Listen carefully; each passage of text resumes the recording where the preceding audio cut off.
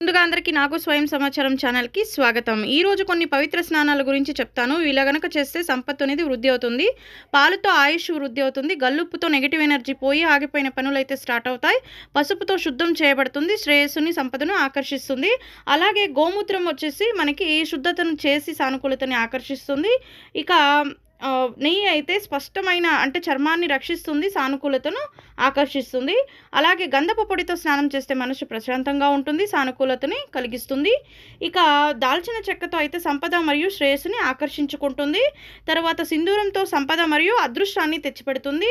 9వ విషయానికి వస్తే రోజ్ పెటల్స్తో ప్రేమను వృద్ధి చేస్తుంది, శ్రేయస్సును ఆధ్యాత్మికతని వృద్ధి చేస్తుంది అనమాట. 10వ విషయానికి వస్తే నాణ్యాలని అంటే బంగారం లేదా నాణ్యం వేసుకుంటే సంపద మరియు శ్రేయస్సును సూచిస్తుంది.